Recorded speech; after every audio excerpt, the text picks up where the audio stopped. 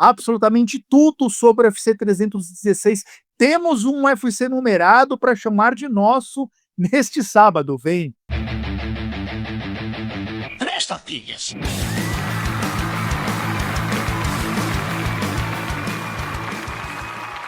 Cavaleiros e Brutamontes, donzelas e desdonzeladas, eu estou de volta. Fabiano Rampazzo pisando no octagon aqui de 3 tapinhas. Olha só, Merab Dvalishvili, Sean O'Malley, Juliana Penha, Kayla Harrison, são 2 disputas com E de cinturão neste sábado.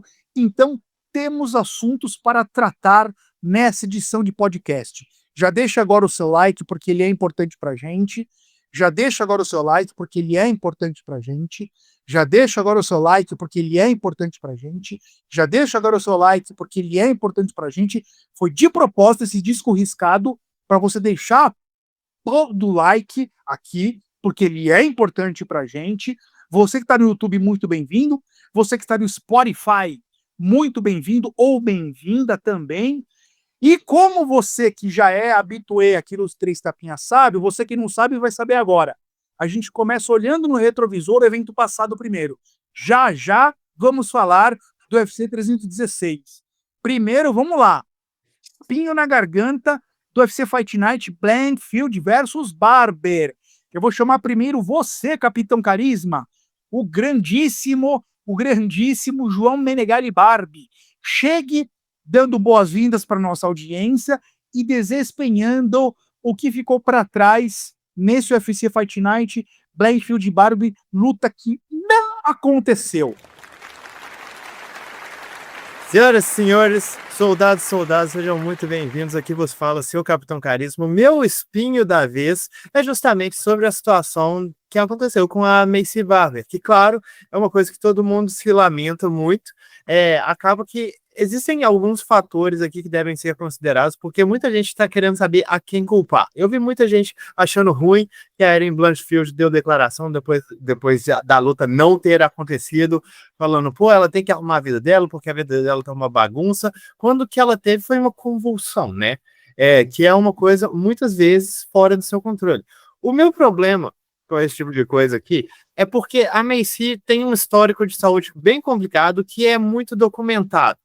Isso aí se alia ao corte de peso que foi muito mal feito, deu para ver na cara dela, o fato dela não conseguir bater o peso por uma quantidade tão raquítica e nem ter ensaiado tentar cortar mais, mostra que foi um corte de peso extremamente mal feito, e isso é aquela coisa que, assim, eu não sou médico, o que eu sei dessa situação aqui é meio por Google, sabe, mas é uma coisa que pode levar a complicações do estado de saúde dela, como o que acabou acontecendo. E uma coisa que eu queria constar aqui, e isso aqui também é fruto de pesquisas da internet, cirurgias estéticas para lutadores. No caso da Mackenzie, da Maycee, possivelmente colocar implantes nos seios. É o tipo de coisa que vai te complicar a vida. Como lutador, você não deveria estar fazendo cirurgias estéticas porque te complica. Eu tenho um amigo lutador que quebrou o nariz dele ficou completamente destruído. Ele queria fazer uma cirurgia e foi recomendado pelo Dedé Pederneiras. Você quer fazer cirurgia para quê? E se seu nariz quebra de novo? Para mim, quando você vai fazer cirurgia para você arrumar o nariz ou para você arrumar qualquer coisa esteticamente, você vai aposentar. É isso que você está me dizendo. No caso da Mackenzie, ela está...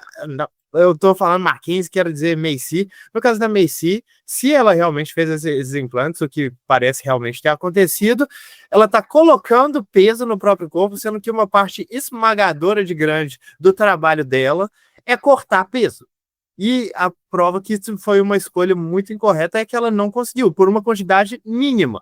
Sabe, esse tipo de coisa complica demais. E aí acaba que ela se torna um problema, ela se torna um empecilho. Porque, beleza, você pode até falar, ela tentou, eu tenho certeza que ela tentou, eu tenho certeza que a situação foi terrível para ela também e que ela está completamente infeliz com o que aconteceu. Mas imagina a frustração da Erin. A Maycee teve 5 meses para se preparar para essa luta, para fazer um corte de peso adequado e se preparar. Ela falhou em todas as etapas desse processo de preparação que culminou com a saída dela da luta, faltando 5 minutos para a luta começar, sabe? É triste, é muito chato ver isso acontecer. Como eu falei, eu tenho certeza que a Maycee não queria que isso tivesse acontecido, mas eu também não acho que ela colaborou com a situação. Ela poderia ter se preparado melhor, ela poderia ter feito as coisas de uma forma melhor, e a Eren, que não tinha absolutamente nada a ver, não conseguiu lutar. Perdeu 5 meses aí, perdeu todo um camping de treinamento. Esse é o meu spin. Barbie, muito bem pontuado, bem comentado, trouxe muitos pontos interessantes aí. Eu tendo a concordar eu não ficou muito claro se você passou um pano para Macy ou se você está culpabilizando ela. Porque você lamentou o fato ocorrido, mas apontou que ela teve meses para poder fazer uma coisa bem feita, a coisa foi mal feita e teve o infortúnio da convulsão, que é uma coisa que você não controla, né? É, e eu acho, o Meloto, que, aliás, bem-vindo, Igor Meloto, do MMA Meloto, que isso foi inédito, né? Na história do evento, da luta principal cair na hora do lutador entrar no túnel em direção ao octógono. Eu não lembro de algo parecido. No UFC, pelo menos, eu não lembro. Eu já vi em outros eventos acontecer algo. Eu já vi em outros eventos acontecer o Fedor Emelianenko com Mitrione ser cancelado na noite do evento. Eu já vi no kickboxing o Ernesto Rusten enfrentar o Peter Aerts, aliás, o Ernesto Rusten enfrentar o Bob Sapp, aí o Bob Sapp não quis lutar, e aí o Peter Aerts, que ia comentar a luta, o evento, foi lá, botou a roupa e lutou com o Ernesto Rusten. Isso aí é outro esporte, mas igual agora, eu nunca tinha visto. E em cima da hora, ali, faltando 10 minutos. Teve um caso dentro do UFC, não foi luta principal, não foi, então já tipo, não entra nesse fator, porque o grande problema aqui é que acabou o evento, né? É tipo assim, a luta foi cancelada e ela encerrou o evento ao mesmo tempo. E não foi só isso. Não é que a luta principal, Barber e Blanchfield, caiu no início do card principal. Ou caiu antes da luta do Gun-Ho. Ela caiu na hora da Macy Barber entrar em direção ao octagon. Caiu porque ela teve uma convulsão na hora de entrar. Foi uma coisa, eu acho, sem precedentes. Porque nem os comentaristas eles sabiam se a luta tinha sido cancelada ou não, porque no início eles falam, ela está, nesse momento, ela não está podendo entrar não falaram que a luta foi cancelada. E aí, estavam esperando, estavam especulando ali. Teve o vídeo de apresentação da Macy, cara. Sim. Imagina quem é fã, né, das duas ali, ou de uma delas, fica acordado até aquele horário pra ver, né? Nossa senhora. Não, mas a luta que eu queria comentar só que foi entre Chaz Kelly e Jamal Emmers, que o Chaz Kelly entrou, ele estava no octógono e cancelaram a luta. Nossa, essa eu não lembro. Isso aí foi o mais tardio que eu já vi. Eu acho até que ele deu entrevista depois, sabe, falando, pô, cara, eu fiz o meu trabalho. Mas não era o principal, né? Não era uma luta principal. Isso aí foi eu acho que isso aí foi completamente sem precedentes. Só para ficar claro, você responsabiliza a Macy pelo gerenciamento dos últimos meses no que concerne ao corte de peso, certo? Como eu falei, eu tô supondo algumas coisas aqui, essa questão dos implantes é uma teoria, eu acho que é uma teoria bem improvável, mas continua sendo uma teoria. Eu sempre culpabilizo o lutador por corte de peso, e você tendo 5 meses para se preparar, eu acho que não tem muito uma desculpa. Então, eu acho que sim, eu tô culpabilizando a Macy, eu acho que a extensão do quanto eu tô culpabilizando ela é que muda baseado nessa questão de ela colocou ou não os implantes, mas definitivamente ela poderia ter gerido isso de uma forma muito melhor. Perfeito. Meloto, teu espinho rapidão, vai.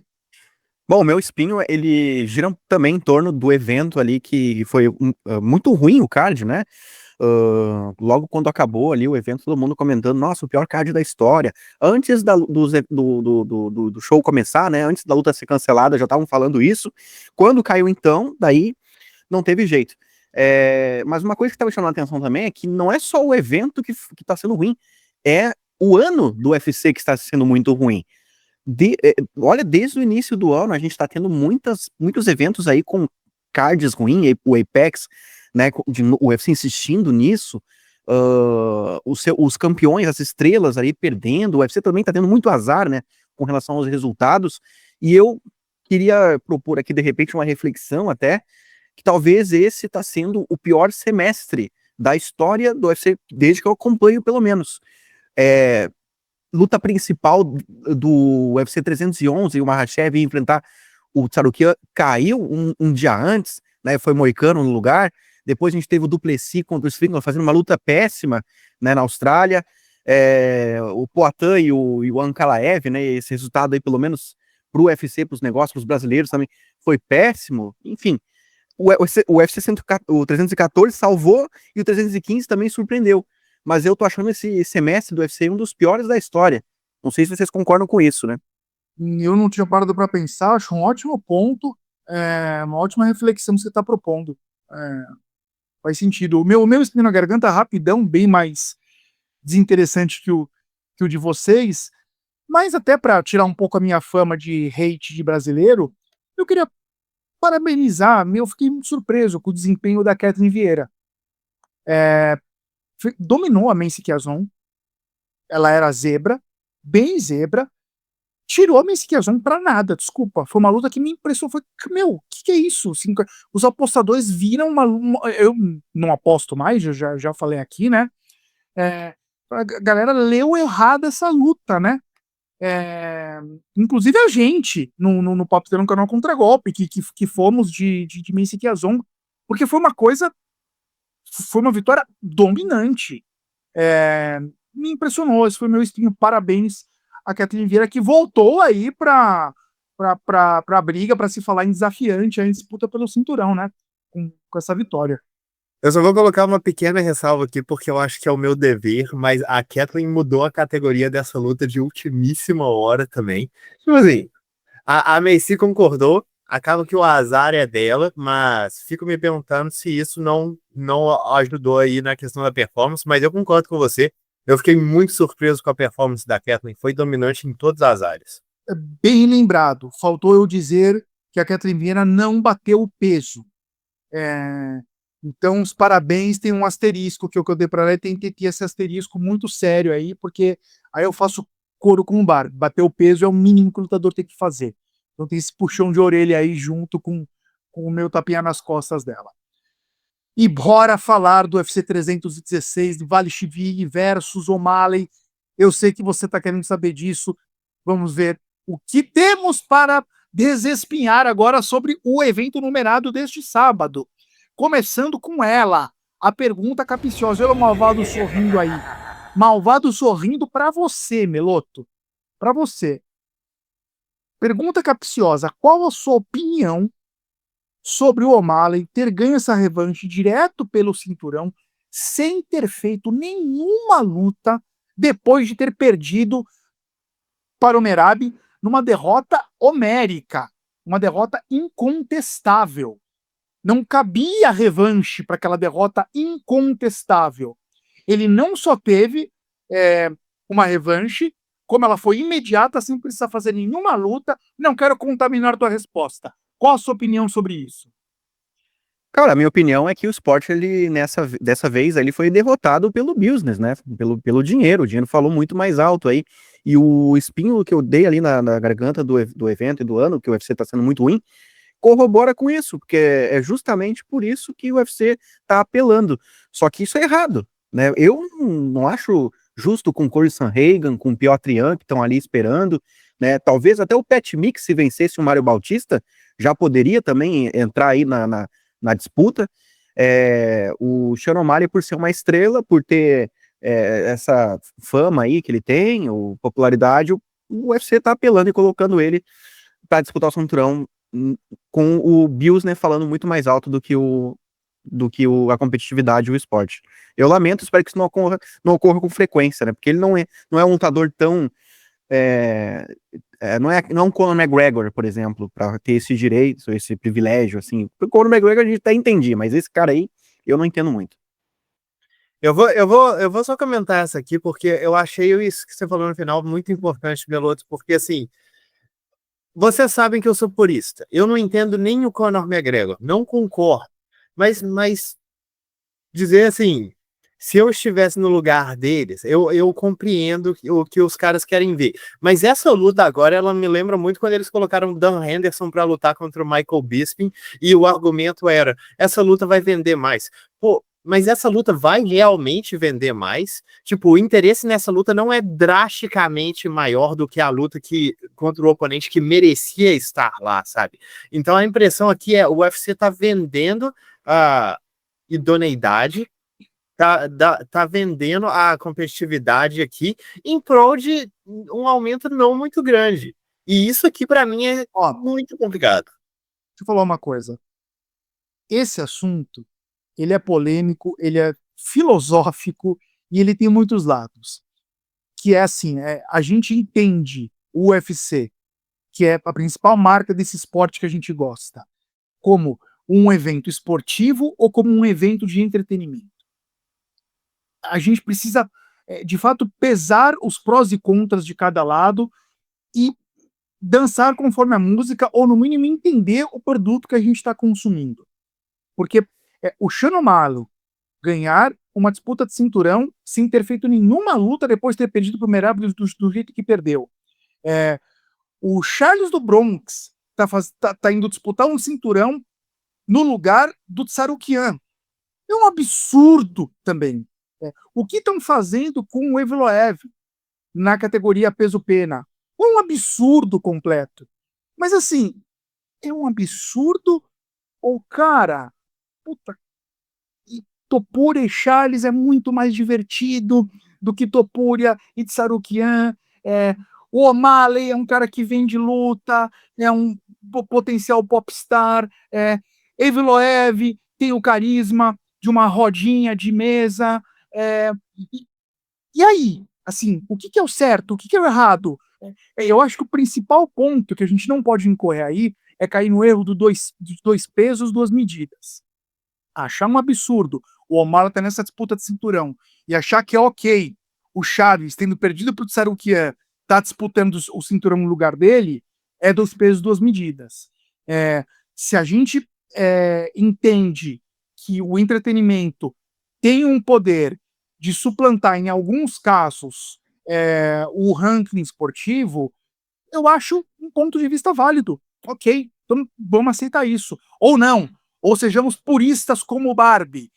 Nem Conor McGregor tem essa salvaguarda, tem essa licença poética. Ok, é um ponto de vista também, é uma linha de raciocínio. Só acho importante ter uma certa coerência nessas opiniões. O que vocês acham? Eu acho que o que você falou é muito certo. Eu acho que diz muito também o que eu tinha falado anteriormente, porque o negócio para mim, ó, para começar, eu só queria dizer que o que eles estão fazendo contra o Tsarukian deveria ser crime. Pois é. Agora, o negócio para mim é o tanto que eles estão trocando, porque se fosse uma coisa estupidamente rentável, fazer Charles contra Topuria, cara, eu sei lá, cara, eu não sou um cara que fica acompanhando o mercado, mas eu não consigo olhar para uma luta entre Topuria e Tsarukian e pensar. Mas, Barbie, é pelo resultado. É pelo resultado, não é porque vende mais. É porque eles acham que o Charles tem menos chance do que o Tsarukian. Eles querem um cara vencedor ali. Eles facilitam pra esse cara. Eu não acho que seja por isso, não, porque senão eles não estariam colocando o Sean O'Malley contra um cara que já derrotou ele, sabe? Eles acham. Eu acho que inclusive é meio que tiro no próprio pé, porque o UFC tem muitas lutas interessantíssimas para fazer sem valer o cinturão. Por exemplo, para mim, o que eles estão fazendo na categoria dos pesos-penas não só é criminoso, mas também é ridículo, né? Porque para mim a luta mais atrativa de toda a categoria, em termos de hype, em termos de confronto estilístico, é Diego Lopes contra Yair Rodrigues. E essa luta é fácil de fazer, os caras lutaram no mesmo evento, os caras representam mais ou menos o mesmo país, os caras se odeiam. Eu tenho certeza que se você jogar uma moeda de R$2, no meio deles, eles se pegam na porrada. E o UFC tá fazendo força para não casar essa luta. Isso para mim é o que não faz sentido, é que eles estão colocando uma disputa de cinturão que vão contra até mesmo a ideia do lucro. Mas olha só. A galinha dos ovos de ouro vai lá, perde a luta de novo. E aí? Você não acha que eles não iam estar, de repente, queimando o cartucho em casar essa luta antes de ser uma disputa de cinturão? Você não acha, de repente, que seria melhor eles colocarem o Diego e o Yair contra outros caras, para eles dois vencerem, e eles terem uma possibilidade de ter um campeão mexicano, sem queimar um deles logo agora, já? Não faz sentido, Meloto, porque o Yair Rodrigues vai pegar o Volkanovski que vai ser muito zebra. Não, eu acho que E essa luta não vai ocorrer mais, tá? Eu acho que. eu vou dizer que, assim, historicamente falando, todas as vezes que as organizações de MMA tentaram colocar dois caras que eram muito favoritos para se enfrentarem em, tipo assim, lugares muito diferentes de um Grand Prix, eles, em geral, perderam, mano. Não, até não pode, não precisaria ser necessariamente os dois vencendo, mas eles ter um deles ali pra disputar o cinturão. Nossa, eu concordo com o Barbie que essa luta foi vendida naquela coletiva que eles bateram boca. Essa luta foi casada ali, cara. Ela foi casada ali. Não entendi também o UFC não casar essa luta. Nessa eu concordo 100% com o Barbie. Mas o meu ponto é o seguinte, porque a gente tá fugindo um pouco do assunto aqui. Cara, vamos aceitar o UFC como ele é, porque a gente vai sofrer menos. É um absurdo o que estão fazendo com o Evloev, é um crime o que estão fazendo com o Tsarukian, e é assim que a banda toca. E às vezes vai ser um brasileiro. Eu só acho perigoso a gente passar pano pro Evloev, passar pano pro Tsarukian. A gente, que eu digo, é o público brasileiro, o torcedor, o fã, a audiência, os seguidores de Três Tapinhas, de outros canais, os outros produtores de conteúdo. E quando é um brasileiro, aí a gente faz um escarcel. Olha o que fizeram com o Jacaré, que absurdo. Colocaram o Michael Bisping antes. Nananã. Cara, Uma aliadinho agora, né? exato. Então, assim, tipo, então, ou passa pano pra todo mundo, ou entende que a banda toca desse jeito. Porque ficar sempre olhando com dois pesos e duas medidas, é isso que eu não acho que faz sentido. Só pode falar uma coisinha. Que tu tinha comentado ali, Barbie, do O'Malley, né? O UFC colocar ele contra o Merab é queimar ele, né, de novo agora. De repente, o UFC não confia tanto no O'Malley assim, a ponto de colocar ele contra um Corsan Reagan ou contra o Piotr Jan, e aí acho que vai queimar. Então vamos queimar disputa no cinturão mesmo, entendeu? Talvez seja isso. Cara, eu pensei nisso. Tipo assim, eu acho que é um ponto de vista extremamente válido, mas vocês não acham que você colocar o Sean O'Malley contra um cara contra o Corey Sandhagen é uma luta muito mais atraente? Tipo, eu acho que até pra galera, até pros fãs casuais vão olhar pra essa luta e pensar, pô, isso aqui vai ser uma lutaça, sabe? Porque eu tenho certeza que tem gente que tá olhando pra essa luta pensando, eu vou ver o Sean O'Malley passar na montanha-russa de novo. Tipo, a maior parte da galera que eu acompanho, tipo, Twitter, essas coisas assim, eles não estão dando a mínima pra esse pay-per-view que tá vindo. Papo sério. E É, eu acho que é uma luta interessante, mas é isso, a luta não tem apelo, sabe? verdade. Ele tá ficando na estrela do chão. Eu ia... Tá escutando? Tá escutando, Barbie? Não tá escutando? Não sei. Olha o malvado sorrindo pra você aí, Barbie. O malvado sorrindo pra você, Barbie. Chegou a tua pergunta capiciosa, cara. É o seguinte, o Pat Mix, que estreia no UFC neste sábado, contra o Mário Bautista. Pat Mix, esposo não, né? Acho que é namorado, ainda não cravou o bambolê no dedo, da Tatiana Soares. Vai chegar numa disputa de cinturão nos galos do UFC? Sim ou não, e por quê?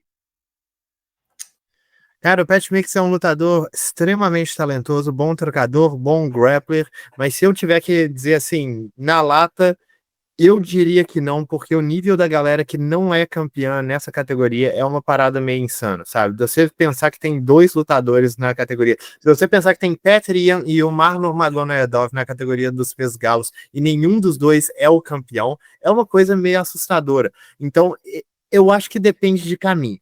Sabe, porque tem eu ainda quero ver como que ele vai se virar competindo na categoria do UFC. Vale constar que ele já estava competindo em nível muito alto, fora do UFC, sabe? Mas ele estava lutando contra o cara tipo Magomedov, que foi, se eu não me engano, a última ou a penúltima luta dele. E, cara, foi uma luta muito parelha. Foi uma luta tão parelha que me tirou um pouco do hype. Isso aqui não querendo dizer que, assim, o Magomedov seria top 15 dentro do UFC. Com certeza. Mas se esse cara tá chegando para competir entre as cabeças, eu esperava uma vitória um pouco mais clara, diria. Então, eu acho que se ele realmente tiver que enfrentar todo mundo, ou pelo menos uma competição, enfrentar alguém dentro do top 3 para chegar na disputa do cinturão, eu acho que ele não chega porque o top 3 é forte demais. Mas dependendo do caminho, ele pode chegar lá. Mas meu palpite seria não. Resumindo, se ele não tiver a vida facilitada, ele não chega. É mais ou menos isso, né?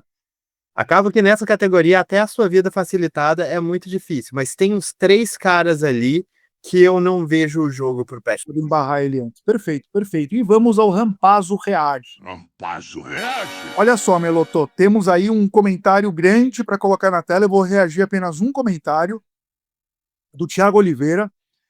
Vou ler o comentário dele na íntegra aqui e ele colocou a gente para pensar em capitão, em MMA Meloto. Abre aspas para o Thiago Oliveira.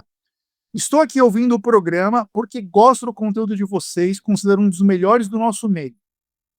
Concordamos, uma pequena correção. Somos o melhor podcast de MMA do Brasil. Seguindo aqui. Mas vocês não estão em um veículo convencional, que necessariamente tem que comentar todos os cards, mesmo quando eles são desinteressantes. Tem tanto assunto maneiro para falar, não precisa comentar as lutas só na semana do evento. Islam versus Jack Della Maddalena, situação do John Jones, Charles Bronx versus Topuria, situação do Movsar Evloev, Pantera disputando o título com Volka, situação do Caio Borralho, Imavov versus Malhadinho, Volk versus Armand Sarukian deixado de lado. Resumindo, não estou pedindo para ignorar eventos como estes, mas tirar um pouco o protagonismo e falar do que o público quer ouvir, o que move a audiência. Ninguém liga para esse Fight Night, está falando da Miss Barber com a Blankfield. Essa é a realidade. Eu não sou odiador da internet, só acho o que acho. Vamos lá, eu vou reagir primeiro, mas nesse caso eu vou querer o comentário dos meus colegas aqui. Thiago, primeiro é o seguinte, cara, fica tranquilo, ficou muito claro que você não é um hater. Na verdade, eu tendo mais a concordar com tudo que você falou do que discordar. E aí, quando eu falo que eu concordo com você, eu estou dando um certo tiro no pé do próprio roteiro que eu mesmo construo aqui. Então, eu vou mais longe, o Meloto e Barbie. Eu acho que o Thiago colocou a gente para pensar mesmo.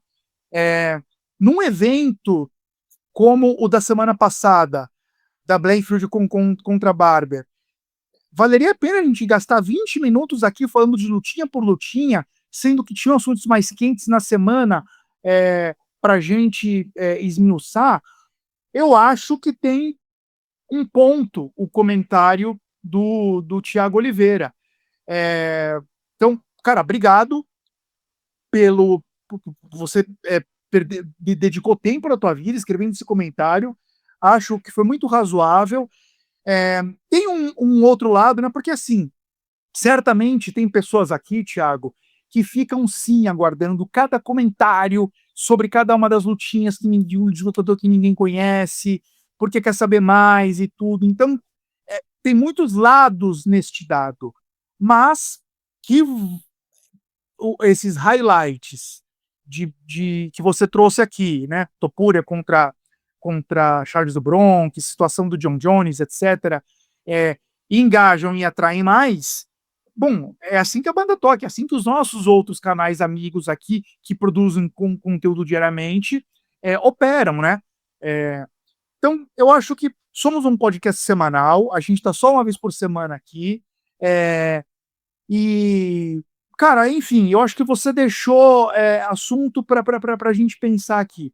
Em off, certamente a gente vai discutir um pouco sobre isso, não necessariamente para as próximas edições, mas em edições futuras você pode eventualmente perceber algumas mudanças fruto do seu comentário, mas quero ouvir em público aqui, espontaneamente, sem nenhum pré-acordo, a opinião do Barbie e do Meloto sobre isso.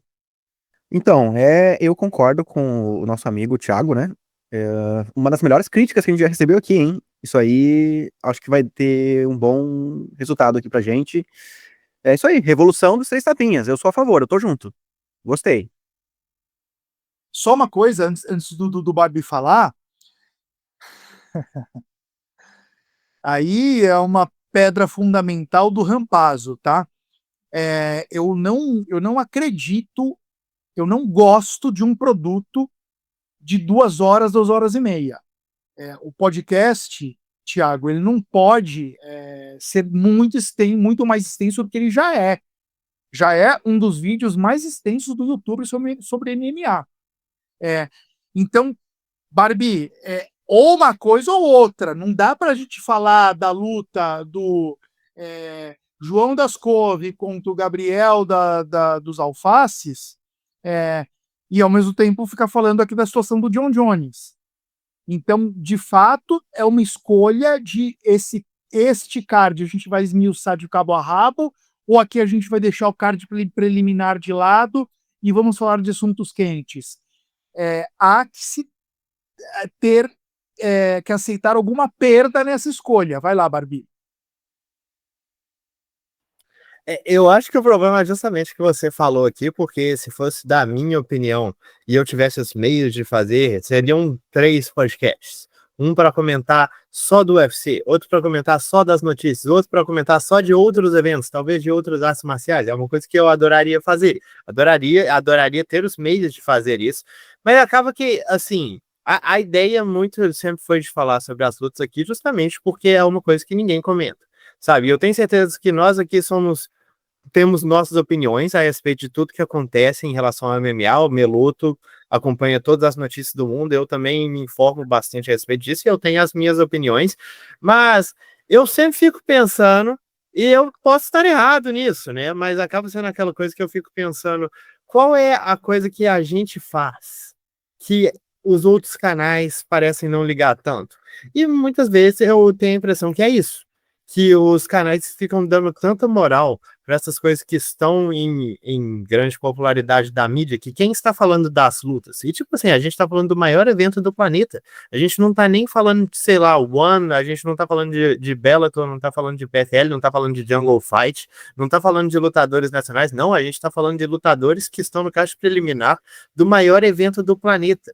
Então, tipo assim, o desinteresse nesse tipo de coisa acaba que é uma coisa que me pega demais, sabe? Eu gostaria de gerar esse interesse de uma certa forma, e um elogio que eu recebi uma vez, que foi uma coisa que me marcou muito, foi: Capitão Carisma faz os cards que são desinteressantes parecerem interessantes. E isso para mim foi uma coisa muito marcante, porque eu fiquei, pô, isso é legal, sabe? Agora a pessoa vai entrar para o card preliminar, já tendo uma ideia do que esperar e com um hype no que ela quer ver. Mas eu gostaria de saber de vocês, ouvintes aqui, o que vocês acham dessa ideia. Porque aqui a gente quer saber também o que vocês gostariam de ver. Não faz o menor sentido eu estar aqui querendo falar do lutador que veio do Road to UFC China na última luta do card preliminar e ninguém querer escutar isso. Eu adoro falar de luta, não importa qual seja o assunto, o que vocês preferirem, seu capitão estará aqui, porque aqui, ó, onde a minha tropa quiser ir, eu vos guiarei.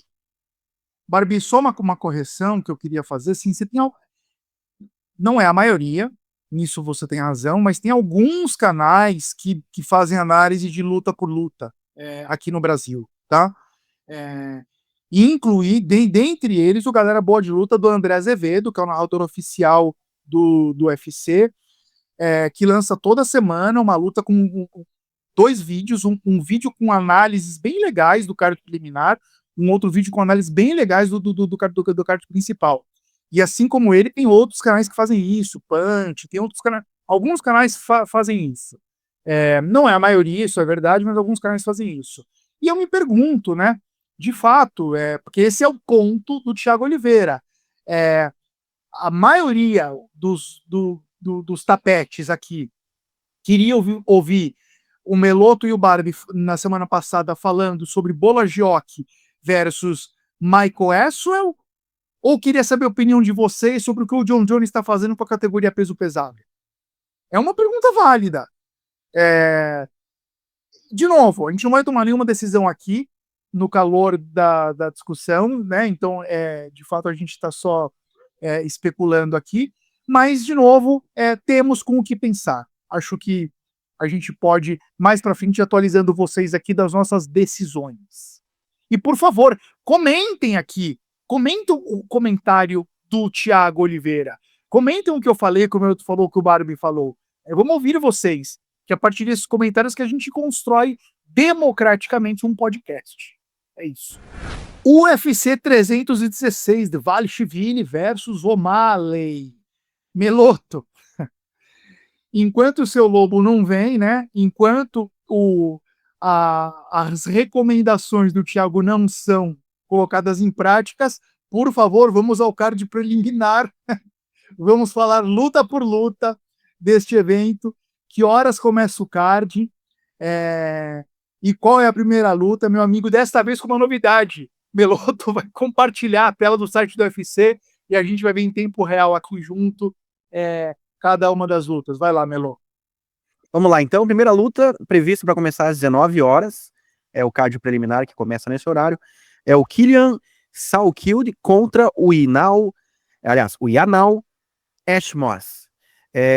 Bom, eu acho que aqui é uma luta bem equilibrada. Eu apontaria o Ashmoss como o favorito, mas tem um equilíbrio muito grande, porque são lutadores que estão ainda buscando mostrar ainda o que tem, não são experientes, né, no UFC ainda, mas o lutador West Moss me mostrou uma garra, um coração muito grande, lutou com o braço quebrado na derrota dele pro Chris Duncan, já venceu o Sam Patterson, que é um cara duro, então eu acho que ele é o favorito aqui, e o meu palpite é nele. Olha aí, Thiago, Meloto, 2 minutos falando sobre Killian Salkild contra Yanal Ashmoss, quando a gente poderia estar falando aqui do Chaves do Bronx, contra o Topuria, do que o Joe Jones está fazendo da carreira dele, da vida dele. Cada um com as suas escolhas. A gente quer falar das lutinhas mesmo, tá bom? Pelo menos por enquanto. Vai lá, Meloto, a próxima é o Jeca.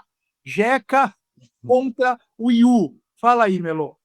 Exato. O Jeka Sarag, lutador da Indonésia, enfrentando o Ju Seng Yu, o sul-coreano que está estreando no UFC. 2 caras com poder de nocaute. O sul-coreano aí vem se destacando, inclusive em eventos no Japão. Vai estrear no UFC, isso me chama atenção, porque geralmente esses caras atuam lá pelo Road to UFC, que é aquele Contender Series asiático, né?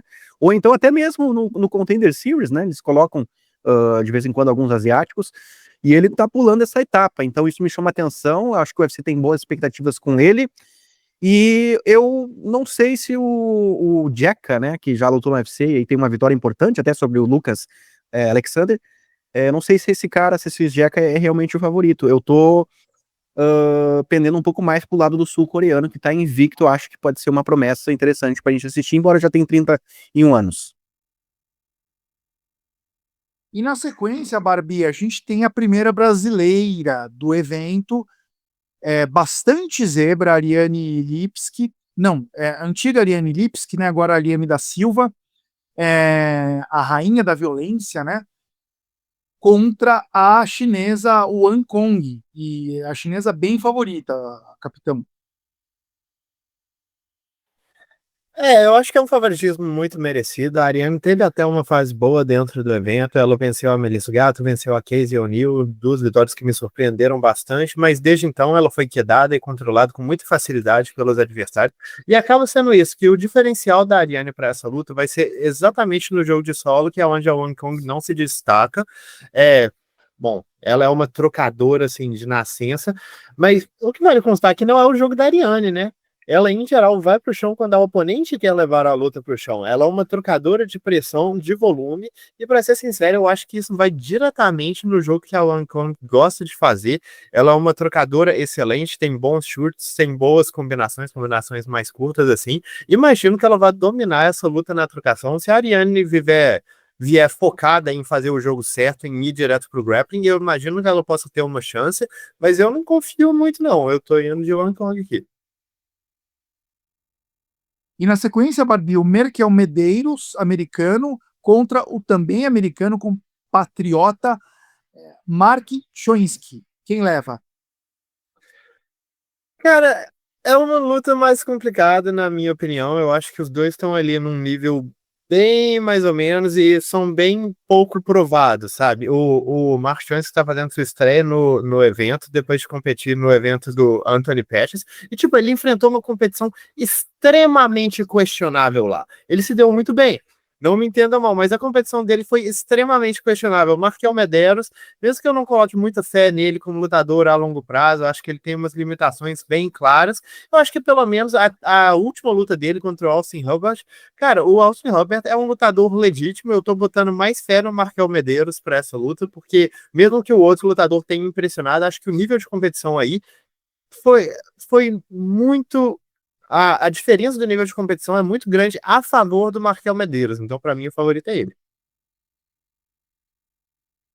E na sequência, Meloto, temos o quê? Temos um americano contra o sueco. Conta pra gente. É irmão do Alexandre, do Alexander Gustafsson? Não tem parentesco, não. É o Andreas Gustafsson, né, que tá estreando no UFC. Ia lutar na semana passada, deu um imprevisto com o adversário, remanejaram ele para esse card aqui, que o Chaos Williams, né, o adversário, estava esperando também um novo oponente, casou aí. Bom, primeiramente, né, o cara teve que fazer 2 cortes de peso, isso aí já é uma certa desvantagem para pro sueco.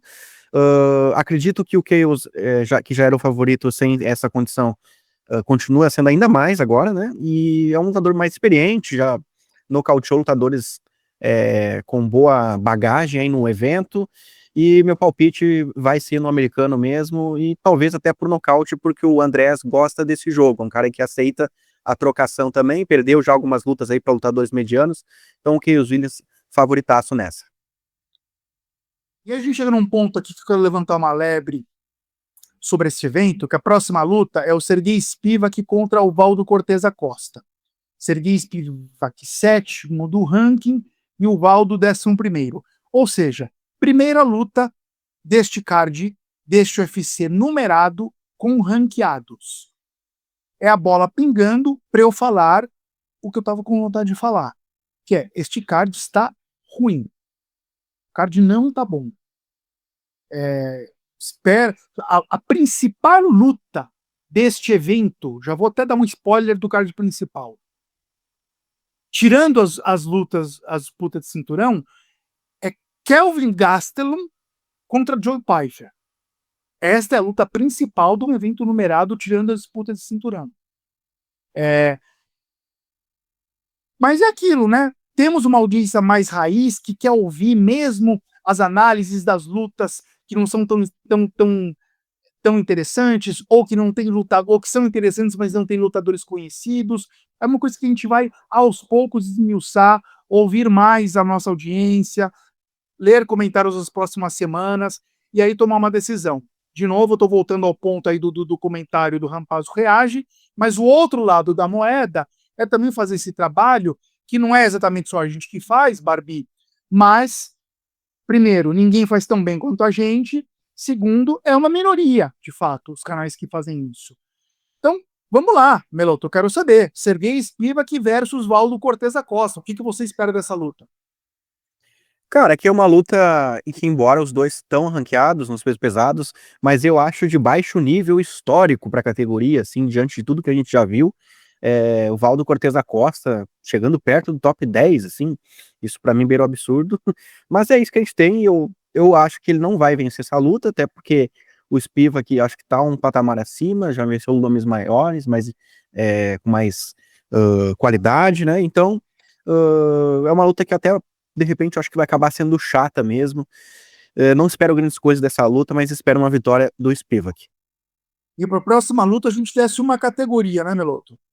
Isso, daí a gente vai para os pesos meio pesados, uma luta entre o Azamat Murzakanov contra o Brandson Ribeiro, brasileiro aí pegando essa luta também com um aviso prévio menor do que o russo, e aqui não tem como ir contra o russo, que está invicto, 14-0, é um cara nocauteador, ao contrário de boa parte aí, né, dos lutadores daquela região, ou seja, um cara que traz entretenimento, tá com uma idade avançada, né, fica um asterisco aí, 36 anos, eu não confio tanto em caras que têm uma idade acima de 36, 35 para cima, né, mas eu acho que é o suficiente para vencer o Brandson e até por nocaute de repente, porque é o ponto forte do russo.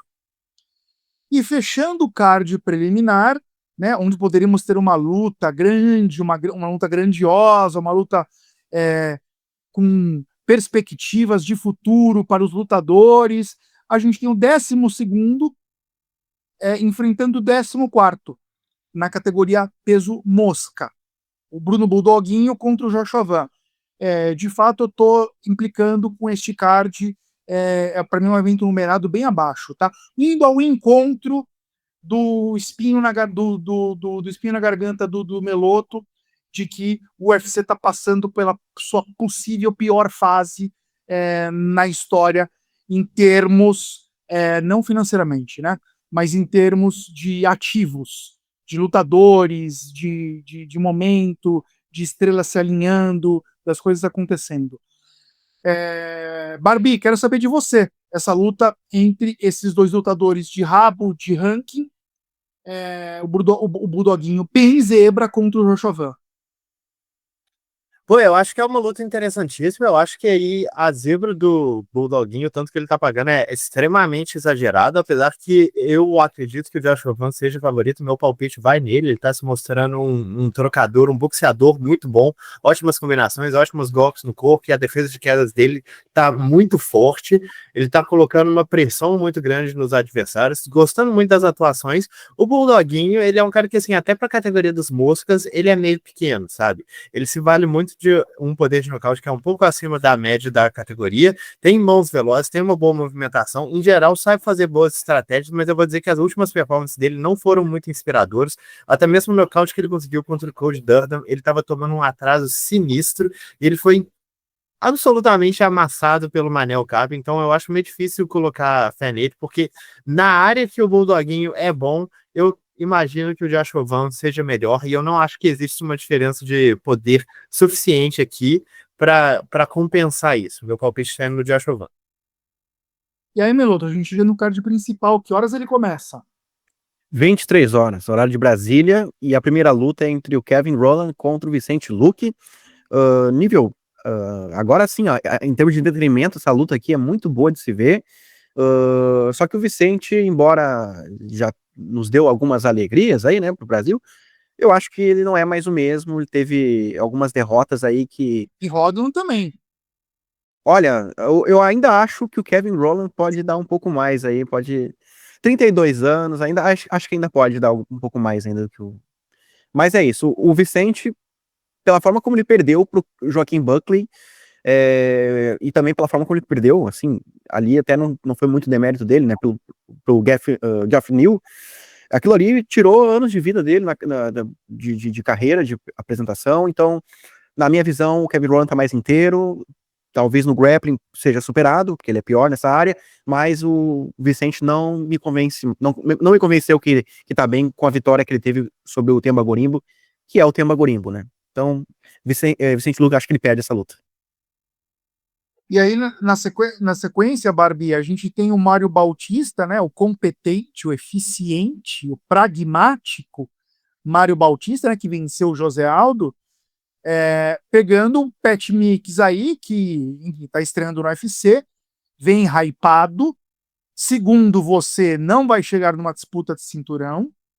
E o que você tem a dizer sobre essa luta, Barbie? Eu acho que é uma ótima luta, eu acho engraçado pra mim, porque é uma forma muito inteligente de você pegar um cara que, tipo, é um estreante, mas é um estreante do mais alto nível, comprovadamente. E você já tá querendo colocar ele nas graças do povo, né? Porque o Mário Bautista é um dos lutadores mais odiados da atualidade, então tá todo mundo querendo ver o Pat Mix dar uma surra nele. Uma coisa interessante aqui é que, apesar. Ô, Barbie, eu não odeio o Mário Bautista. Por que ele é o mais odiado? Ah, cara, você. Não, eu entendo. Mas o que eu tô falando assim, muita gente ficou com um ódio tremendo por conta da luta que ele fez contra o Aldo. Sem querer entrar no mérito se isso é certo ou errado, é só um fator que eu tô vendo muito nas mídias sociais da galera falando: meu Deus, o Pat Nix tem que fazer um favor para o mundo e se livrar do Mário Bautista. Mas o que eu ia falar aqui é que uma coisa que aconteceu É que muita gente ficou com uma impressão errada de que o Mário Bautista joga do jeito que ele jogou contra o Aldo. Aquilo ali foi fruto da necessidade, mas em geral ele é um trocador de muito volume, bons chutes baixos, ótimas combinações também, tem um jogo de chão, não tem a melhor defesa de quedas do mundo. Tá enfrentando aí o Pat Mix é mais um wrestler, é um cara extremamente alto para a categoria, longo também, que trabalha muito bem os golpes de encontro. Eu acho que aqui vai ser uma questão do wrestling do Pat Mix fazer a diferença. Eu acredito que na trocação, a envergadura do Pat Mix vai conseguir lidar bem com o volume que o Mário Bautista tenta colocar. E em questão de wrestling, eu imagino que o Pat Mix leve a vantagem. Eu acho que no grappling ele também é superior. E eu imagino que ele vai cair por cima a maior parte das vezes. Então eu vejo o Pat Mix como favorito, tô palpitando nele. E aí, Meloto, a gente chega na principal luta do evento, excetuando-se as lutas de cinturão, uma lutaça. Kelvin Gastelum, que tá à beira de se aposentar, contra Joe Pyfer. Comenta, Meloto. É a tentativa de fazer as pessoas engolirem o Joey Pfeiffer, no sentido de que eles querem promover esse cara. Só que, cara, é tipo o Bo Nickel, né? No UFC 300. Então, Kelvin Gastelum, um lutador, eu acho que ainda tem lenha pra queimar, mas não vence o Joey Pfeiffer. O Joey Pfeiffer é um pouco... tem alguns defeitos ali, o gás principalmente, que é o ponto forte do Kelvin Gastelum, mas tecnicamente, com relação ao poder de nocaute, o wrestling também, o Joey Pfeiffer é bom nessa área. Eu não vejo o Gastelum ganhando essa luta, então o Joey Pfeiffer vence numa decisão dos juízes aí, até vou ser mais ousado. Olha aqui, Cavaleiros e Brutamontes, Donzelas e Desdonzeladas. Este evento aqui foi a gota d'água. De novo, tá? Eu tô sendo cri-cri mesmo. Um evento numerado, para mim, muito abaixo da linha aceitável. A gota d'água para, a partir da próxima edição de Três Tapinhas, sempre quando o Meloto for começar a falar da primeira luta do card preliminar e que horas que o evento começa, eu vou começar dando uma nota para o card. Uma nota de 0 a 10. E no dia seguinte, perdão, na semana seguinte, antes da gente começar o espinho na garganta, eu digo a nota que o evento teve. Evidentemente que essa nota para o card, ela vai ter uma nota de partida.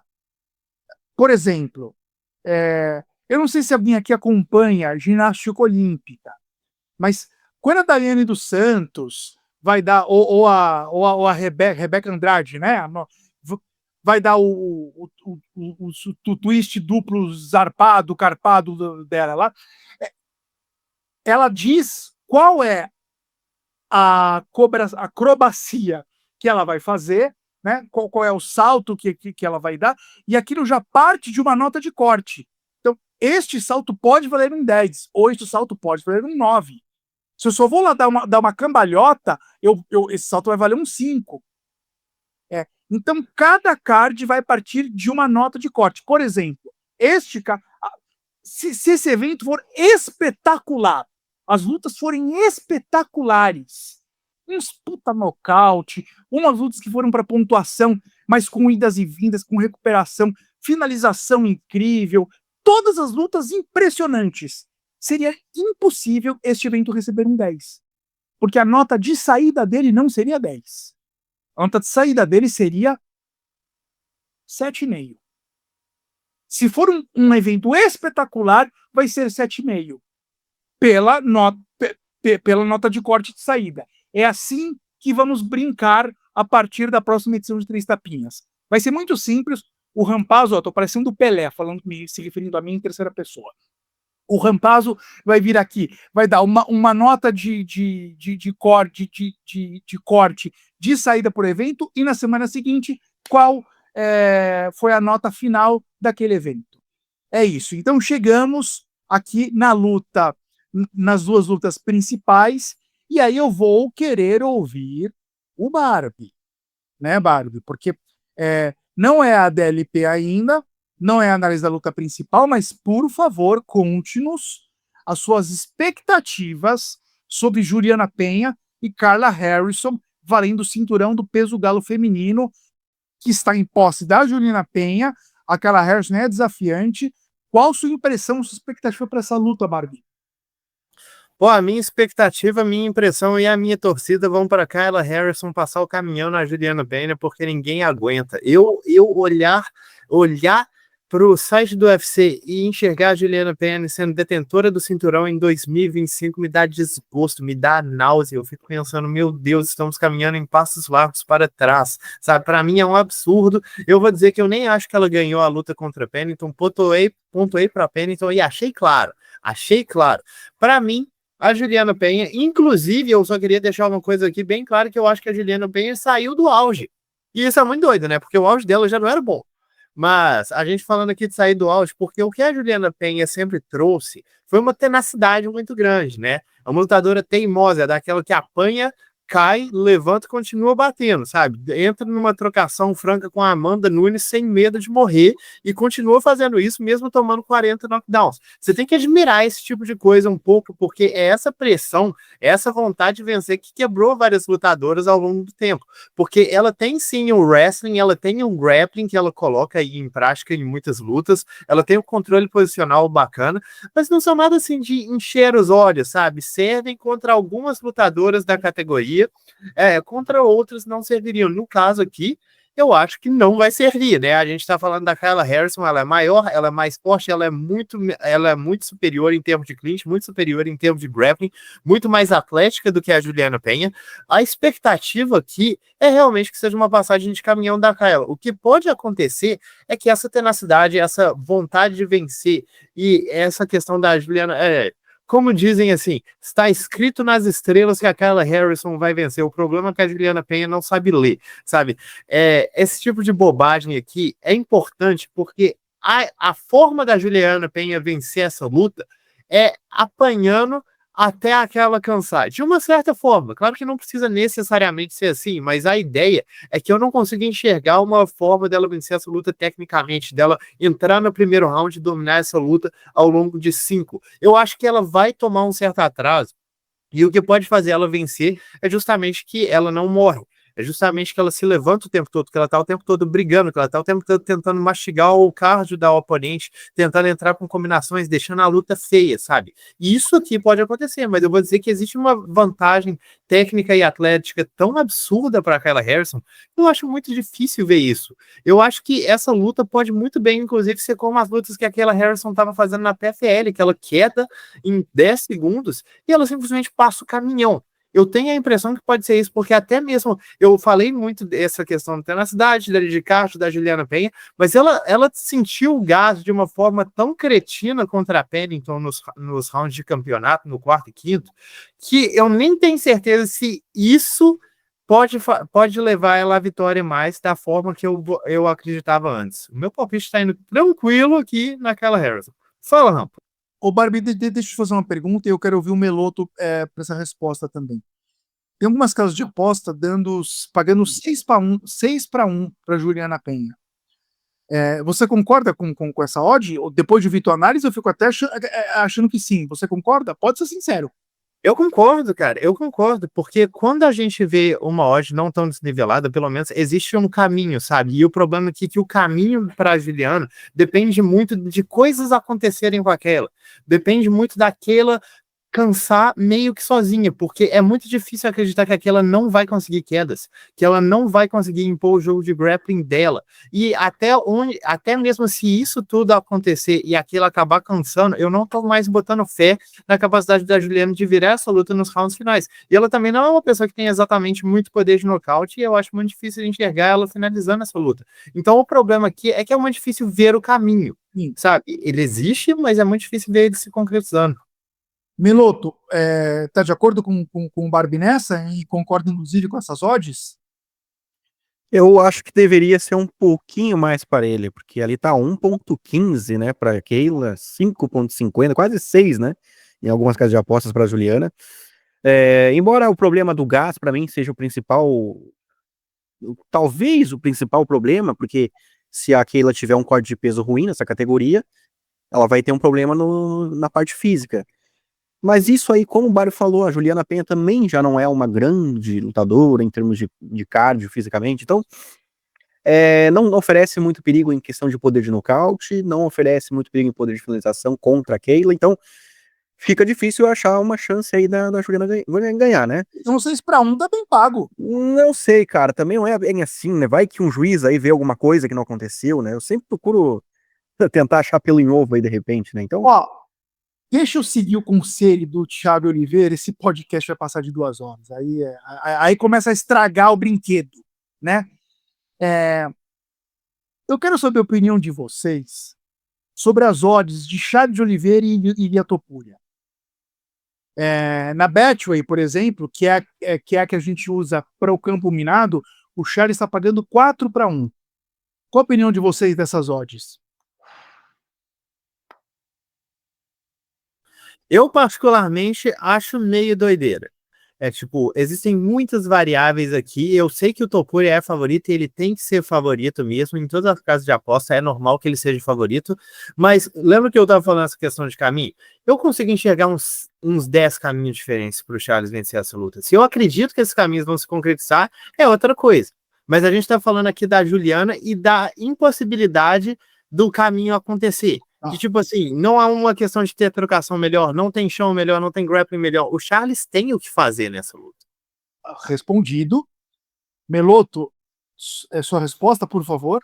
é a mesma coisa. O Charles, pra mim, tem uma chance maior do que 4.0 ali. Eu discordo tanto de vocês. Para mim, tipo, essa odd tá baixa. Para mim, essa odd seria 6-1. Assim, de verdade, assim, eu não tem como o Charles vencer essa luta. Não tem. Não vejo. É mais ou menos a análise que o Barbie fez de Juliana e Keila é o que eu faço de Charles e Topuria. Se eles lutarem 6 vezes, o Charles ganha uma. Para mim, isso tá bem equalizado. 6-1, para mim, seria bom. Engraçado, eu discordo frontalmente de vocês, mas a gente vai ter essa conversa daqui a umas 3 semanas, né, Meloto? Daqui a umas 3, 4 semanas. Já 28 de junho. Isso, e neste momento o Rampazzo vira o ser mais odiado dos 3 tapinhas. Depois de eu falar o que eu acabei de falar. Mas vamos seguir aqui. Barbie, chegamos agora na DLP. A DLP, análise da luta principal. Por favor, capitão, comece dizendo pra gente quais são as armas que o desafiante Sean O'Malley vai trazer para contar uma história diferente desta vez. Ele foi dominado pelo Merab na primeira luta. Aí diz que está sem lesão desta vez, que teve tempo de treinar, de fazer um camp perfeito, que não vai ter luz atrapalhando ele no octagon, holofote. Diz ele que está mais confiante e mais preparado. Como você enxerga o Sean O'Malley? Que previsão que você faz da atuação dele nesse próximo sábado dentro do octagon? Eu acho que ele pode entregar mais, com toda certeza. Mas quando o cara bem começa, eu já começo a questionar, né? Porque, aliás, só para vocês saberem, caso vocês não saibam, isso que o Rampazzo falou a respeito das luzes dos holofotes no olho do Sean O'Malley, isso é verdade. Isso foi uma declaração real. O treinador dele falou que as luzes estavam fortes demais e ele não conseguia medir a distância direito. Sabe, esse tipo de coisa para mim é muito preocupante.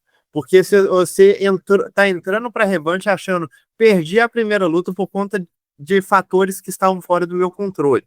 Eu tenho certeza que o Sean está treinando bem. Existem alguns elementos que aconteceram na primeira luta que eu acho que podem muito bem se repetir. E existem coisas que ele fez que fizeram efeito, em especial os chutes frontais. Todo mundo aqui viu a luta, todo mundo viu aquele 5º round, que os chutes frontais complicaram muito a vida do Merab. Por que eles complicaram? Para começar, são rápidos, são fortes, impedem a aproximação, são chatos pra caramba de pegar, sabe? É muito difícil converter um chute frontal numa queda. O ângulo não é muito apropriado e se você tenta pegar um chute frontal, você está se abrindo completamente, está abrindo a sua lateral completamente. Então, essa é uma estratégia muito interessante para o Sean O'Malley fazer, porque ele tem que mudar alguma coisa, sabe? Ele não vai se tornar o melhor defensor esquerdo da categoria da noite pro dia. Eu sei que ele tá treinando muito provavelmente com esse foco, né? O cara ficou aí na esquina enquanto o Merab estava lutando com o Mar Nurmagomedov, só esperando essa luta acontecer. Mas eu não confio que ele vai se tornar subitamente o melhor defensor esquerdo da categoria. O que ele precisa fazer é impedir a aproximação. Ele precisa impedir a etapa 1, que é o Merab entrar nos quadris dele. Ele precisa colocar as mãos, ele precisa colocar os chutes e ele precisa desembolar. E o negócio é que o O'Malley, ele me parece muito um cara que ele, assim, ele depende de uma certa atividade esperada do adversário, e foi por isso que a performance do Merab na primeira luta, para mim, foi tão impressionante, porque eu vi muita gente falando, pô, o Merab não foi dominante como ele sempre foi. Sim, mas ele também não se expôs a praticamente nada. Ele manteve a luta em pé uma boa parte do tempo sem tomar dano, justamente porque ele estava mantendo uma distância muito longa, não caindo nas fintas, limitando os momentos de trocação, que é onde o O'Malley poderia utilizar dessa precisão muito grande que ele tem e do poder de nocaute.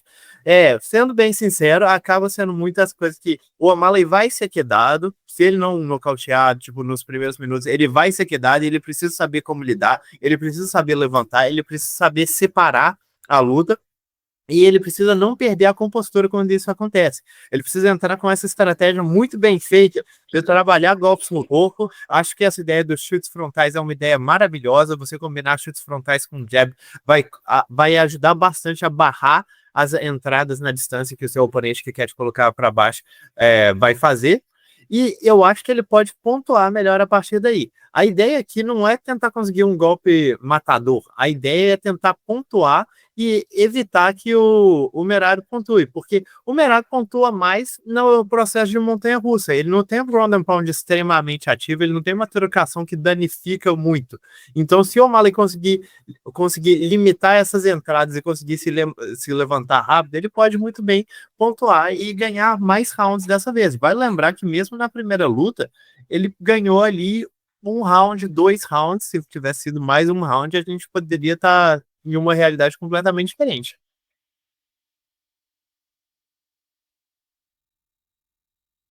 Maravilha, Barbie. Agora, do outro lado, né, a gente tem o campeão dominante, que vem aí ensaiando uma coleção de defesas de cinturão, bem favorito, vai trazer um jogo de quedas, vai trocar com o O'Malley, vai trazer um jogo de grade. O que você imagina do Merab fazendo nessa luta, Barbie? O Merab vai fazer o que o Merab faz. Eu vou dizer que, assim, é muito possível que ele tenha uma estratégia mais similar ao que foi na primeira luta contra o Chão, que ele vai limitar os momentos de trocação, porque se você vê, por exemplo, ele contra o Marco, ele não estava limitando os momentos, ele estava entrando na porrada. Se ele tomasse alguns golpes, aconteceu, a gente tem que lidar com isso e continuar, porque a pressão ali era importante, sabe? E contra o O'Malley, essa pressão ajuda o O'Malley a criar os momentos que ele tanto quer. Então é importante limitar essa trocação e entrar na queda em momentos mais pontuais. Eu espero muito que o Merab tenha se preparado para a possível adaptação de estratégia do O'Malley, justamente por conta dessas questões que funcionaram no quinto round, dos chutes que impediram que ele conseguisse quedar, que machucaram ele, e eu espero muito, é uma coisa que eu sempre espero do Merab, mas que ele consiga trabalhar melhor o controle posicional dele, o domínio no solo e o ground and pound, porque se ele fizer isso com a capacidade de queda que ele tem, pô, esse cara vai se tornar uma arma ainda mais impressionante do que ele já é. No geral, eu acho que o Merab está tendo estratégias muito, muito apropriadas para as lutas que ele vem fazendo, mas vale constar que você ser um dos caras mais mutantes da história do MMA ajuda muito, né? E é interessante, porque o Merab, se ele não tivesse as capacidades atléticas que ele tem, o estilo de jogo dele não funcionaria. Ele funciona desse jeito porque o Merab nasceu dessa forma também. Sabe, não existe uma coisa sem outra. Eu reclamo aqui muitas vezes de lutadores que têm umas certas capacidades atléticas que não usam, que lutam de formas muito diferentes das suas valências. O Merab luta exatamente como ele deve lutar, de uma certa forma. Ele abusa do cardio dele. E é isso que ele deveria fazer. Só que eu digo que nessa luta talvez não seja tão interessante você mostrar as suas entradas, porque as entradas do Merab são telegrafadas. Ele não é um cara que esconde as quedas exatamente bem, mas você limitar esses momentos pode fazer o seu oponente se surpreender quando a entrada de queda eventualmente acontecer. Eu acho que o Merab tem toda a capacidade de repetir o que ele fez. Ele é um cara mais inteligente do que a gente dá crédito e é um mutante. Sabe, eu acho muito difícil você entrar para uma revanche que o seu oponente não só estava ativo, como ele teve uma performance muito impressionante. O Merab era muito azarão para ganhar do Omar. Foi lá e ganhou, não só ganhou, né, mas teve toda aquela coisa de ter amassado o cara, sabe, desmoralizado ele. Então, para mim, o Merab tá num patamar ainda maior do que eu esperava dele. Ô, Barbie, o teu palpite já tá dado, né? É, então, a gente já até quem prestou atenção na análise que você fez do Merab nessa luta, já entendeu que o teu palpite vai nele. Eu queria saber se você imagina ele ganhando por pontos de novo. Imagino que sim, né? Porque é o jogo do Merab, né? De controle e de pontuação, né? De ir pontuando durante o round. É, e quanto que você colocaria esse favoritismo aí, pensando em percentual? Ó, perguntas interessantes, como você falou, o meu palpite vai no Merab, eu acredito numa revanche imediata. Eu sei que não é imediata pro Merab, é imediata só pro Chão. O que pra mim é ainda pior, né? Porque o Merab teve tempo pra melhorar, teve mais uma luta, foi uma performance super impressionante, enquanto o Sean tava na geladeira, ficou parado um ano, sabe? O meu palpite está indo no Merab, acredito que a capacidade dele tá muito além do que o Sean consegue lidar em termos de wrestling, em termos de condicionamento físico. Se você me pediu para citar um número aqui, eu diria que o Merab é favorito numa coisa de talvez 80%. Eu acho que existe um caminho. É Bastante, isso. Hã? bastante, 80%. Eu acho que é bastante, mas eu acho que entra nessa questão que a gente tá falando de Charles do Bronx, Juliana Penha. Existe um caminho para o Chan, mas esse caminho depende de muitos fatores. Esse caminho depende de uma total incapacidade do Merab de se adaptar a isso, depende de uma capacidade de adaptação do Chan, uma capacidade de defesa de quedas que a gente ainda não viu, uma melhora muito grande em termos estratégicos e atléticos do Chan, porque ele entrou para a primeira luta parecendo que ele não estava se preparando para o oponente certo, e obviamente ele estava. Então eu só posso imaginar que ele tem umas limitações bem claras como lutador, sabe? Então, existe o caminho, mas esse caminho depende de bastante coisa para acontecer. E o Merab, cara, o Merab até o momento tá passando caminhão em todo mundo. Eu acho muito difícil de. E, inclusive, sendo revanche imediata, cara, eu não consigo olhar para o cara que perdeu uma revanche imediata de uma forma como aquela e pensar, na revanche ele vai dar uma surra no cara. Por quê? Porque sim, eu tenho que ter um pouco de lógica aqui. Eu vi a luta, eu vi ela. Ô, Meloto, a tua torcida vai torcer para quem neste sábado à noite? Eu não tinha parado pra pensar nisso, mas eu acho que eu vou torcer pro Sean O'Malley. Eu acho que é um cara que traz audiência, ele traz visibilidade pro esporte, faz o pessoal querer assistir mais as lutas do que o Merab. Nesse aspecto, eu vou pelo Merab, pela fama, pela popularidade do Sean O'Malley. E Meloto, e o que mais você tem para contar pra gente sobre essa luta, ou sobre os dois lutadores, ou sobre o evento? É o Conta Meloto. Então, a respeito do Sean O'Malley, eu vou bater nessa tecla aí, que embora a gente não acredite tanto na vitória dele, mas ele tomou atitudes bem curiosas, assim, a respeito para essa luta aí, uma preparação bem diferente da que ele vinha fazendo. Ele largou a maconha, ele largou masturbação, ele largou as redes sociais, videogame, o TikTok, enfim, tudo que tirava a atenção dele, de certa forma, para a luta, ele largou. E tá confiando muito que isso aí vai fazer a diferença nesse resultado. Ele disse o seguinte: eu sinto que muitas coisas mudaram na minha vida. Aliás, peraí. Eu sinto que muitas coisas que mudaram na minha vida vão contribuir para minha performance. Por exemplo, não estar nas redes sociais. Eu decidi que em 2025 tô fora das redes sociais. Eu não entro mais nas redes. E isso aí mudou a minha vida. Eu não me masturbei nenhuma vez em 2025, nenhuma. Não estive nas redes, parei de jogar, jogava 2 a 3 horas por dia. Isso não tá mais acontecendo. E, claro, tem uma coisa que outra ali que ele faz, mas nada demais assim. Ele falou o seguinte: a gente tá jogando muito poker com os caras. É tipo jogar videogame. Você diz, só mais uma mão.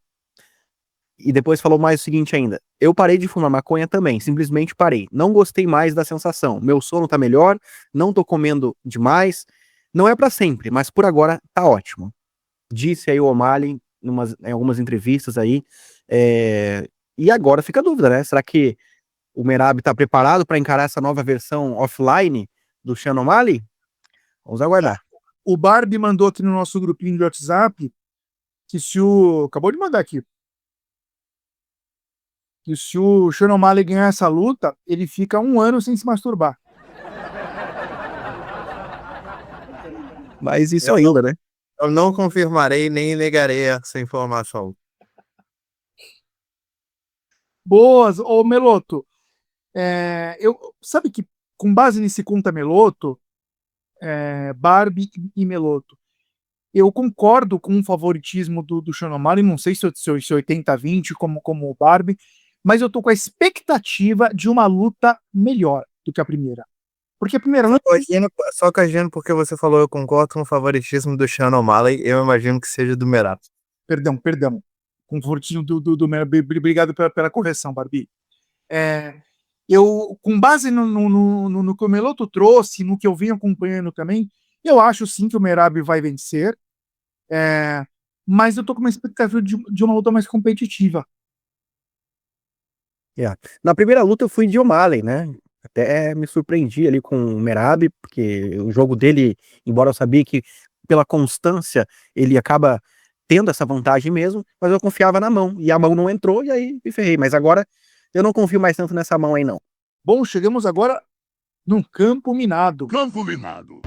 Começando então pelo recap dos palpites do evento passado. O Barbie, né? Ele foi do Dusko Todorovic vencendo o Zachary Reese, pagando 3.0 e chegou perto, uma luta equilibrada, né? O Todorovic venceu o primeiro round, mas não levou a luta. Então não deu pro Barbie. Não deu pro Meloto, que foi de Macy Barber vencendo Erin Blanchfield. Deu muito azar o Meloto, porque não teve nem a possibilidade de escolher uma luta seguinte, né? Já que era a última luta do evento que caiu em cima da hora. Então ficou sem pontuar, porque a luta sequer aconteceu. E eu, que vocês não conheciam, não tiveram oportunidade de conhecer o meu palpite, mas ele foi escolhido na sexta-feira, Matheus Ganro vencendo o Ludovic Klein. Pagando quanto, Barbie, que a gente olhou aí? Eu pontuei quanto? Tava pagando 1.61. Pagando 1.61. Curiosamente, a mesma pontuação do meu palpite nesse evento aqui. Então, eu pontuei. Com isso, o Barbie, me corrija se eu estiver errado, mas eu de novo assumi a liderança para não mais perdê-la? Rampazzo assumiu a liderança, senhoras e senhores, para perdê-la esta semana. Apesar do que ele disse, todos sabemos que ele está incorreto. Meloto, eu só quero dizer que, assim, 2 semanas sem palpite é Deus. É Deus. Você tem que parar de desafiar as forças da natureza e aceitar o seu destino. Mas o placar, neste momento, semana que vem, senhores, eu vou fazer ele bonitinho aqui, mas o placar neste momento, Rampazzo com 0.61, seu capitão com 0.50 e Micoloto com 0.000000. Diz periódica para o Meloto. Bel, só quero dizer que isso aí é sorte de vocês, tá? Não tem nem o que contestar. Ou azar. O que eu quero dizer, Meloto, é que este aqui é o menor violino do planeta. E ele está tocando uma canção muito, muito triste para o seu destino. Bom, vamos conhecer os palpites desta vez, deste evento, deste UFC 316. Começando por mim, que fui o primeiro a escolher, e eu fui de Pat Nix vencendo o Mário Bautista, segundo o Barbie, para a Liga dos Brasileiros. Eu só vou torcer pro Pat Nix porque eu escolhi ele no campo minado, senão seria uma luta que eu não teria torcida. Pagando 1,61, repito, o Pat Nix vencendo o Mário Bautista. De novo, estou indo pela via do conservadorismo. Meloto, qual que é o seu palpite? Muito cuidado com o que você vai falar, porque as últimas 2 lutas que você escolheu caíram. Então você tem uma boca maldita. A luta que você escolhe cai. Qual é a luta que vai cair desse evento, Meloto? Por favor, qual é o seu palpite? Então, a estratégia é justamente essa, né? Não apostar mais em main event ou como event em lutas importantes. Meu palpite vai dar Liane da Silva, vencendo a Wen Kong 4.33, zebraça, mas eu tô por uma vitória só no mês aí pra passar vocês. A pontuação minha e do Barbie tá muito baixa, né? Realmente, quer dizer nada isso aí. Você tá com 0, mas não quer dizer nada. Vai lá, Barbie, qual que é o teu palpite? O meu palpite, senhoras e senhores, vai ir no Jeca Saragui vencendo Ju Sangyo, porque ele tá pagando 4,40. Agora eu que tô indo de Meloto, mas é porque assim, asiático invicto em 2025 fazendo sua estreia no UFC. Eu já vi essa história algumas vezes, inclusive, né? Aqui não, aqui. Bom palpite. Bom palpite do Barbie. E já o do Meloto, eu não vejo ali ele vencendo essa luta, não. Mas vamos ver o que vai acontecer. E bora para o baú do Meloto. O que você vai desembausar pra gente desta vez, Meloto? Conta aí. Então, o baú do Meloto dessa vez vai trazer uma lista de lutadores que disputaram o cinturão 2 vezes com o mesmo cara, perdeu a primeira luta e vingou a derrota na segunda luta. Pra gente ver aí pra dar uma força aí, um apoio moral aí pro Sean O'Malley, né, que vai ter essa situação agora no próximo sábado. Começando pela categoria dos pesos pesados, eu vou por ordem de categoria, tá? Pelos pesados, Tim Sylvia perdeu pro Andrei Arlovski no UFC 51 em 2005, valendo o cinturão interino dos pesos pesados na época, e depois vingou essa derrota no UFC 59, um ano depois, pelo cinturão dos pesados. Depois venceu o Arlovski de novo, né? Eles se enfrentaram mais vezes, e é isso, uma vingança aí nos pesados. Nos pesados ainda, Caim Velasquez perdeu pro Júnior Cigano, valendo o cinturão dos pesados, ele perdeu o cinturão nessa luta e depois vingou essa derrota 2 vezes, inclusive, né? Se enfrentaram mais vezes depois, praticamente o mesmo caso aí do Tim Sylvia. Na sequência, o Stipe Miocic perdeu pro Daniel Cormier, o cinturão dos pesados, e depois vingou, vencendo também 2 vezes o compatriota. Ele perdeu em 2018 e vingou no UFC, aliás, em 2019 e depois em 2020. Ainda nos pesos pesados, o Francis Ngannou perdeu uma luta pelo cinturão pro Stipe Miocic e mais tarde vingou nocauteando o americano em 2021. Isso ocorreu.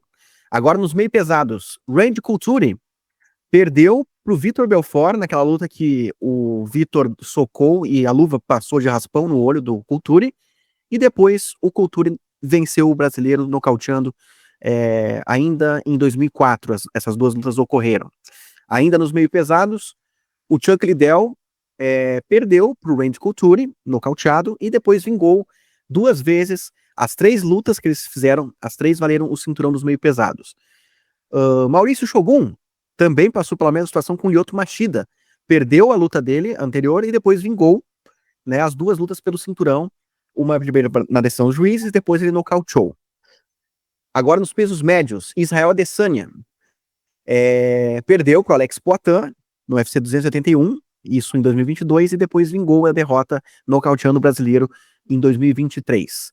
Agora, nos pesos meio médios, o Georges St-Pierre perdeu para o Matt Hughes, perdeu uma luta pelo cinturão vago dos meio médios, e depois vingou essa derrota, vencendo inclusive 2 vezes o americano.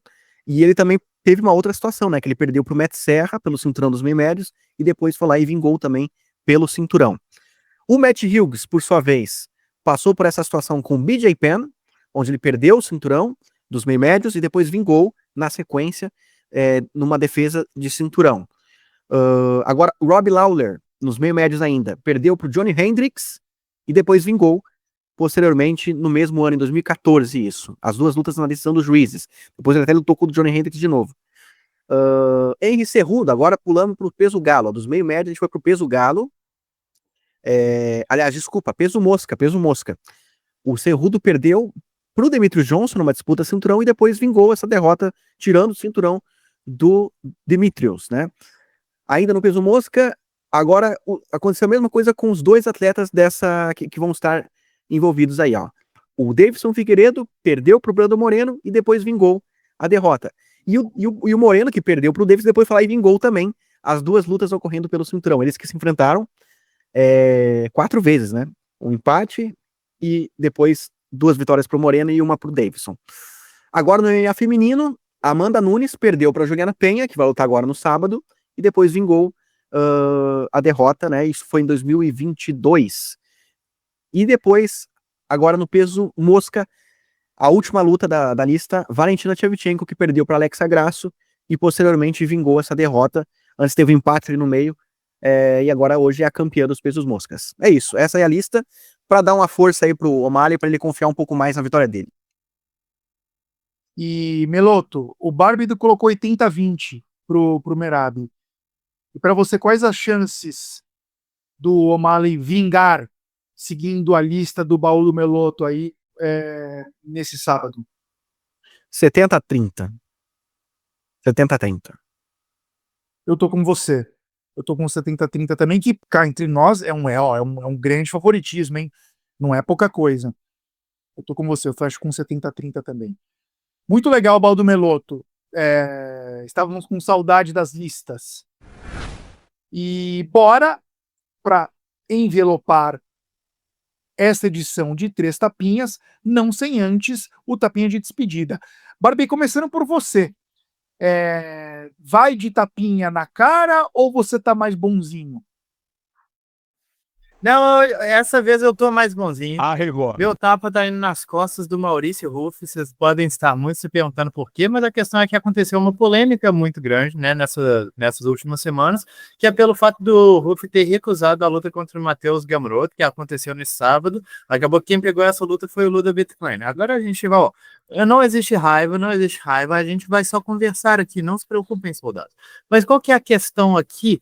É que ninguém deveria estar aceitando lutas de última hora. São terríveis. São terríveis. O cara tá lá despreparado, muitas vezes sem treinar, vai lá, treina 2 semanas para pegar um lutador, porque é uma grande oportunidade. Beleza, pode até ser uma grande oportunidade. Mas se você perder essa luta, você perde a sua sequência, você perde a sua invencibilidade, você perde a moral que o evento está te dando. Esse tipo de coisa tem que ser levado em consideração. O Ludovic Klein estava numa sequência de 7 lutas sem perder, se eu não me engano. Foi 1 empate e 6 vitórias. E agora ele perdeu. Agora você pensa, algum dos fãs está pensando, pô, mas ele pegou a luta de última hora? Não, eles estão pensando, ele mostrou que não é do nível. Tá fora, sabe? É isso, passa a bola para outra. Esse tipo de coisa, eu entendo o cara que aceita, mas eu acho que recusar a luta, a gente não pode cair em cima do cara por recusar uma luta dessas. Tipo, a gente não pode ficar parabenizando a mentalidade de eu sou lutador, eu sou invisível. Eu diria até que é muito humilde da parte do Ruve pensar, eu acho que eu preciso de um campo incompleto para pegar o top 7 da categoria. A gente tá falando do 7º melhor peso leve do planeta, sabe? Um cara de um nível altíssimo de luta. Não é qualquer um. Não é qualquer lutador da esquina. E o Ruff tá com muita moral no evento.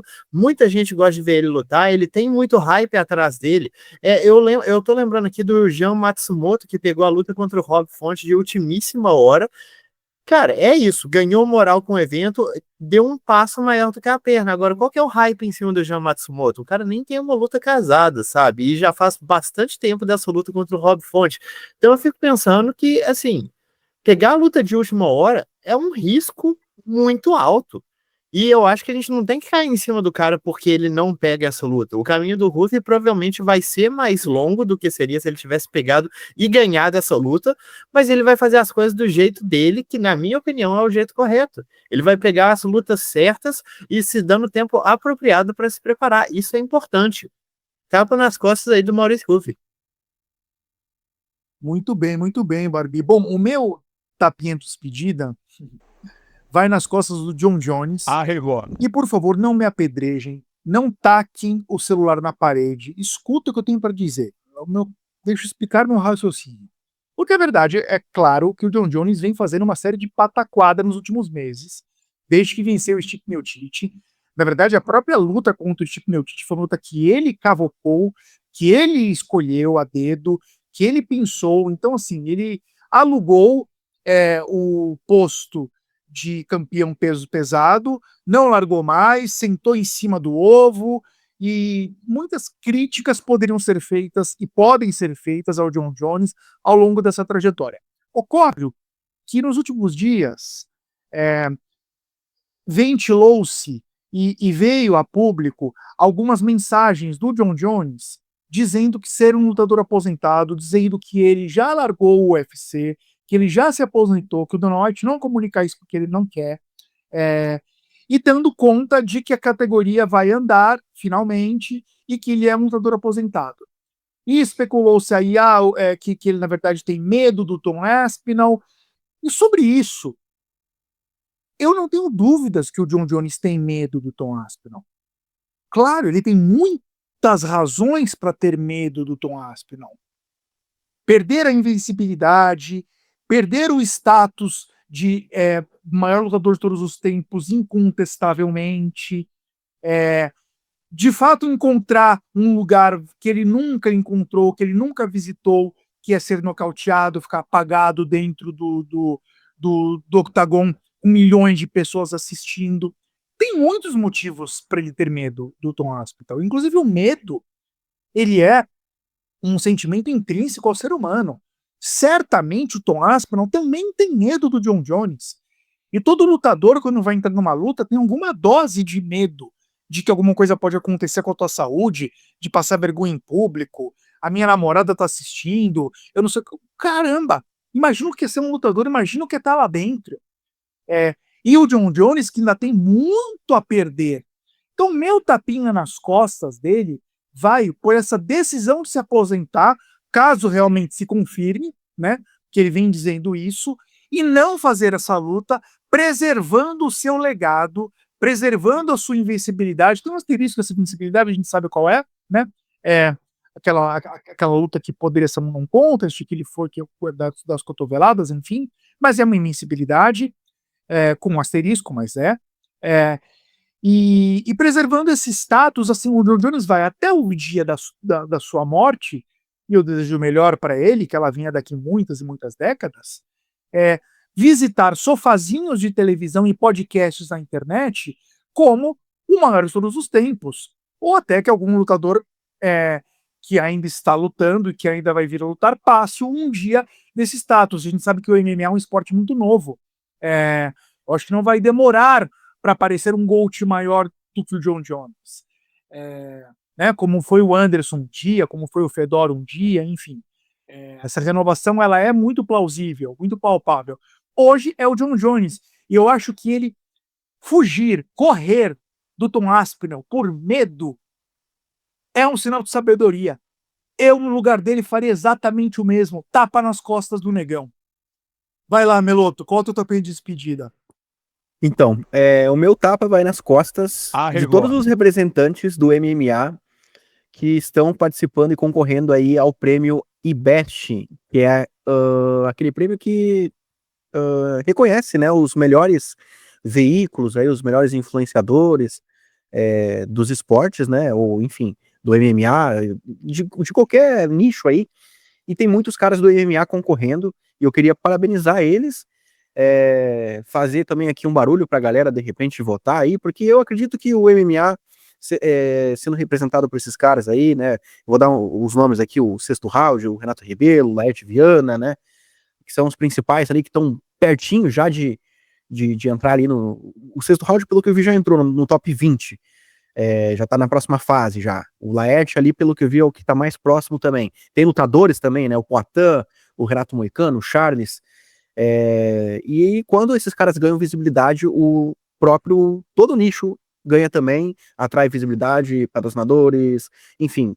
E eu tô saudando aqui eles, e é isso. Eu tô feliz que o MMA tá sendo representado, especialmente por Renato Rebelo e Laerte Viana, porque são caras que o estereótipo que o MMA tem com o público todo, né, fora da bolha, eu acho que às vezes tem um pouco de preconceito, e caras com um perfil como o Laerte e o Renato podem quebrar isso. Muito legal, Meloto. Faço minhas as suas palavras. Parabéns para esses canais, parabéns pela ressonância que o esporte vem tendo, né? Furando um pouco a bolha, sempre que possível, sendo muito bem-vindo realmente. Muito bom. Bom, pessoal, bom evento a todos, né? Esse evento Mequetrefe, né? Esse evento numerado Mequetrefe, que eu já dei uma 7,5 aí de corte. Até quinta-feira que vem, que é quando a gente vem ao ar aqui nos Três Tapinhas. E, por favor, bebam muita água e até semana que vem. Um grande beijo. Três Tapinhas.